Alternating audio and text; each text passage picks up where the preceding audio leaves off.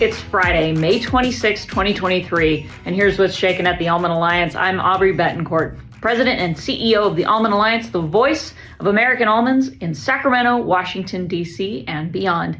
It's been another jam-packed week as we tackle some of our biggest issues. Coming out of convention, nothing stopped. The plates kept turning, and it's just kept on rolling straight out the gate. We've been hot and heavy in Sacramento as we plow through the May revise and some of the changes in there. We're actively tracking and working on a number of bills that have been just blasting through, but more importantly, really digging in on the budget.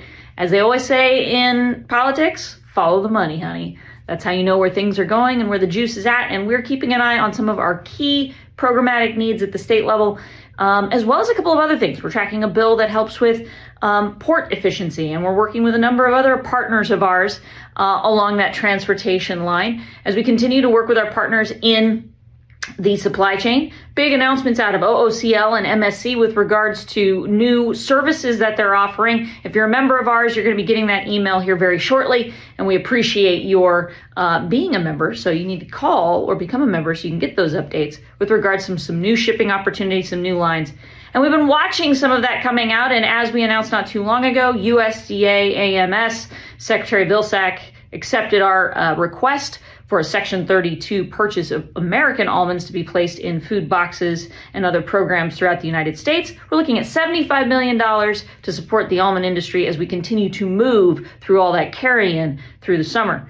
Also, as we shift out of Sacramento, looking in other directions here, I do have a big announcement on LandFlex out of Sacramento. So, LandFlex signups in Greater Cahuilla, Madera, and Eastern Tule have been extended to May 30th. If you've already applied, feel free to add more acreage to your application. If you haven't applied, I suggest that you do. And here's why. There is no penalty for applying. There is no penalty for applying. If you apply, we all then, as your technical assistance providers working with your GSA, can have a closer look at what you're looking to do with your ranch and can work with you to customize a plan if LandFlex is a good fit for you. So again, the deadline for signing up for the first round of LandFlex has been extended to May 30th. You can go to landflex.org to learn more or reach out to us here at the Almond Alliance or your other technical assistance providers. Again, visit landflex.org. There will be more announcements of LandFlex and the expansion of that program coming next week. So please stay tuned and learn more by going to landflex.org. As we pivot out of Sacramento and turn our face and our heads over to Washington, D.C., we are hot and heavy in Farm Bill season, and Farm Bill drafting has begun.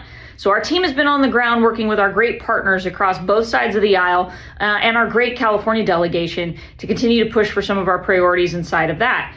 That includes things like expanding our trade and market facilitation programs overseas.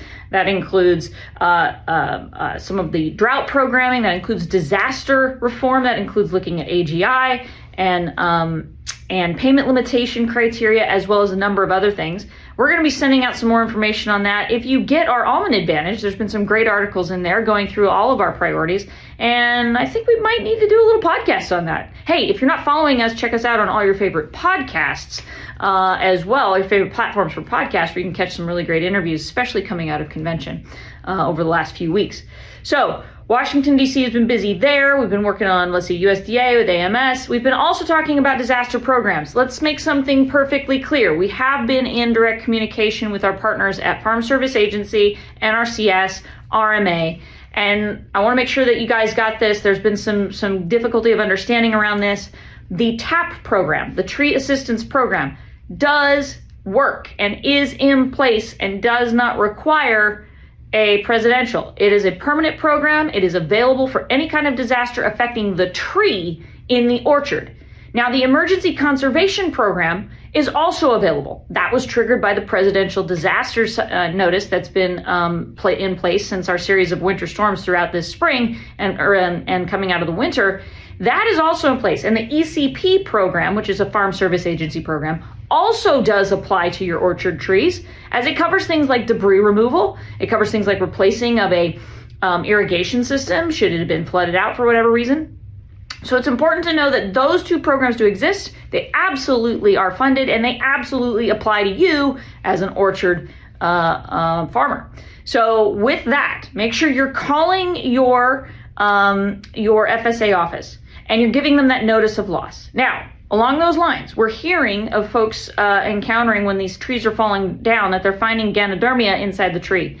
Now, for most folks, that's the first sign of the disaster. So you need to call again.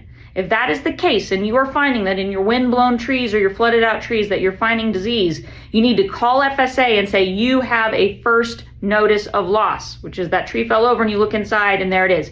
For those of you who don't know what it is, it's like cancer. You don't notice it from the outside until you look on the inside. So when the tree falls over, that's our first notice of the disease. If you're experiencing that, call your FSA office, file that notice of loss under TAP, and get that process started. If you'd like more information, please reach out to us.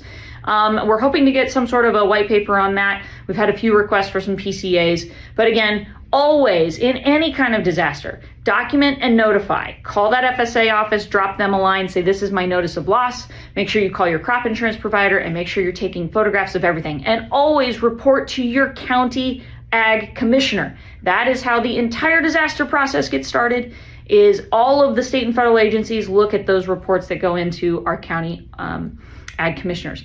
Along those lines, we will be seeking a secretarial disaster designation as well. Why? Because that's going to extend the periods of availability for emergency loans. The reason for doing that, I'm not usually a big fan of those, but the reason I'm doing that is because the loan rates on emergency loans right now are the lowest I've ever seen them, and they are locked in that like 3.25% range. They're lower than a regular loan right now. I just want to make sure that that's available to you all. We were really working hard to make sure all the resources we can are available to you.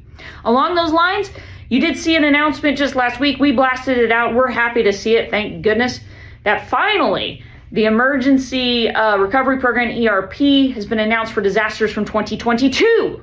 And this is why we need disaster program reform in Farm Bill, all right? Because disaster programs are a year late and not as responsive as they could be. But that being said, for those of you who have held on, for those of you who filed your notice of loss, for those of you that were involved in winter storms, in freeze from last year, I know the North State got nailed, this is available to you and it will cover your younger trees. So anywhere in that bearing acreage, that bearing age, this will cover your trees in that program. They're going to do a one sign up for insured and non-insured. We are still working on the insurance issues with regards to you all. We hope, with regards to our younger trees, we hope to have some news on that here very soon. But keep an eye out with us. Keep an eye out at USDA. Call your Farm Service Agency office to learn more as that program starts to roll out those resources for last year's disaster. Last but not least, I want to make sure that you know that if you are able to take flood water as this snow melt starts coming down and you are able to put that on your ground, you need to make sure you are calling your County Office of Emergency Services, your water district, and your groundwater sustainability agency to let them know that you will take flood water for recharge if you are able to do so. You want to make sure you're calling those three entities because those three entities are going to make sure that you are protected in doing this, in assisting with mitigating for flood damage, but also make sure that we're catching really good data and making sure you're getting good credit for putting water back in the ground to help heal our aquifer, to help with water quality, to help with sustaining our aquifers, and to protect from flooding. So again, if you have the ability to take emergency flood water for the purpose of flood mitigation and flood protection, you have the ability to work with your County Office of Emergency Services, your Groundwater Sustainability Agency, and your water district to take that water, to sink it in the ground, to protect communities, to protect infrastructure from major flooding as this is coming down.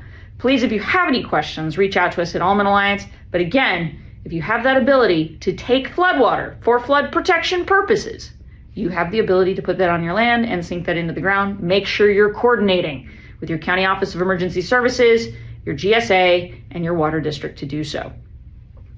Lastly, this is Memorial Day weekend, and we want to say a special thank you and pay honor and memorialize and celebrate the lives of the men and women who serve in America's armed forces and have lost their lives in service to this country in the line of duty and active duty. And we especially also want to thank and commemorate and celebrate their families who also suffered and served through that loss as well.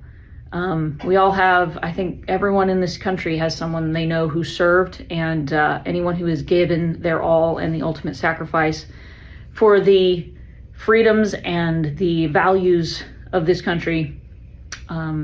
We honor them, we thank them for their service, we respect them so for their commitment, and we learn from them as well. Thank you all always for your membership, for tuning in, and I hope you have a great and safe weekend. Fly a flag, spend time with your family, thank and remember those that have passed, and thank those and remember their families as well.